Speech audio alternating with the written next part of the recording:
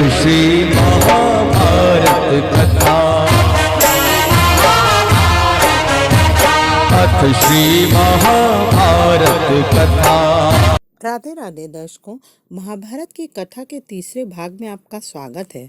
दूसरे भाग में आपने जाना कि कैसे देवव्रत ने अपने पिता शांतनु की सत्यवती से विवाह की इच्छा को जान करके सत्यवती के पिता के दाक्षराज के पास गए और उनकी शर्त सुन करके उन्होंने आजीवन ब्रह्मचारी रहने की प्रतिज्ञा कर ली। उसी पल से वे देवव्रत से भीष्म बन गए। अपनी भीषण प्रतिज्ञा के कारण ही देवव्रत भीष्म कहलाए और समस्त देवता और सारे संसार ने उनकी इस प्रतिज्ञा को देखकर उन्हें प्रणाम किया। आज की कथा में मैं आपको बताऊंगी कि कैसे मिला भीष्म को इच्छा मृत्यु का वरदान। चलिए कथा की शुरुआत कर लेते हैं। भीष्म की कठोर प्रतिज्ञा के आगे दाक्षराज कुछ न बोल सके और उन्होंने सत्यवती को भीष्म के साथ भेज दिया। उधर शांतनु भीष्म के बहुत देर तक अनुपस्थित रहने से चिंतित थे। तभी देवव्रत आकर उन्हें प्रणाम करते हैं और उनके साथ देवी सत्यवती भी आती हैं। शांतनु उन्हें देखकर आश्चर्यचकित रह जाते हैं। तब देवव्रत कहते हैं कि पिता महाराज, आप तो बिना कारण ही हिचकिचाए थे। आपको मेरी ओर से वचन देने का पूरा अधिकार था कि माता सत्यवती का ज्येष्ठ पुत्र ही राज्य करेगा।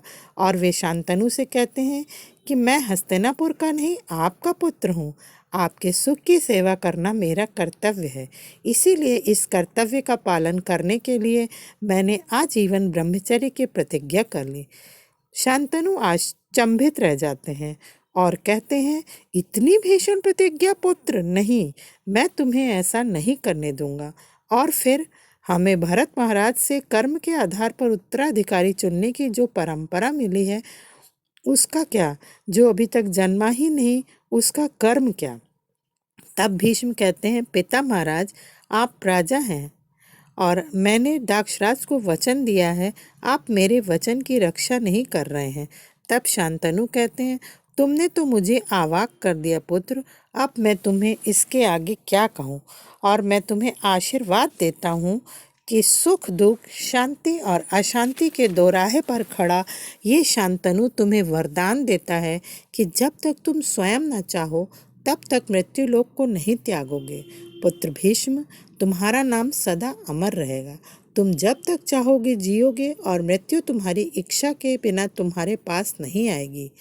और फिर देवव्रत शांतनु के दुखी होने पर सत्यवती से कहते हैं कि माता पिता महाराज को समझाइए कि मेरे साथ चाहे न्याय हुआ हो या अन्याय, वो स्वयं मैंने ही किया है। और सत्यवती महाराज शांतनु से कहती हैं, आज से आप भी देवव्रत को भीष्म ही कहेंगे।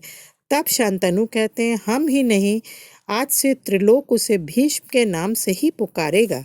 सत्यवती बहुत दुखी होती हैं और कहती हैं, मेरे कारण ही भीष्म के साथ इतना बड़ा अन्याय हुआ है।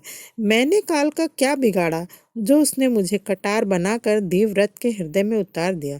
तब शांतनु कहते हैं कि उसका दोषी मैं हूँ, तुम नहीं।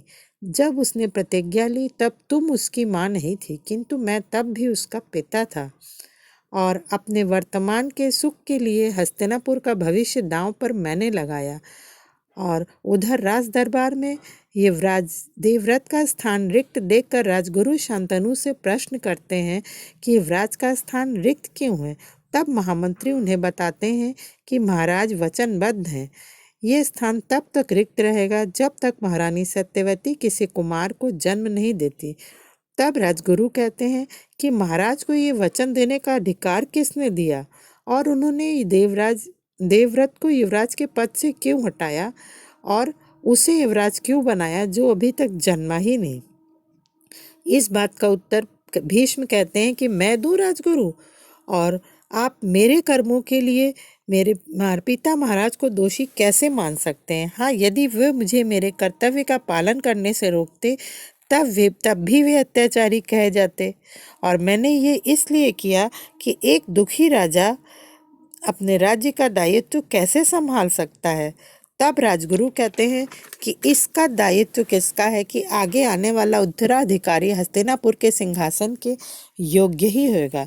तब भीष्म कहते हैं कि ये तो आप ही बताइए राजगुरु, परंतु यदि भीष्म के वचन का कोई मूल्य है तो ये भीष्म आज ये वचन देता है कि हस्तिनापुर के राज सिंहासन पर जो भी विराजमान होगा उसमें ये गंगापुत्र देवव्रत अपने पिता की ही छवि देखेगा और आजीवन उसकी सेवा करता रहेगा।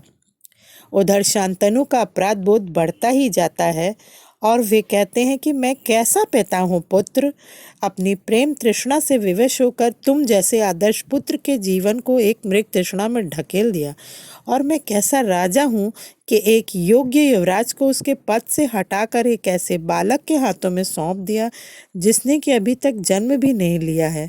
मैंने अपने पूर्वजों का घोर अपमान किया है ये करके। तो भीष्म कहते हैं कि पिता महाराज, ये शपथ मैंने ली थी, इसके लिए आप अपने आप को दोष क्यों देते हैं? और ये शपथ मैंने इसलिए ली कि सदा पिता ही क्यों पुत्र के लिए बलिदान करे?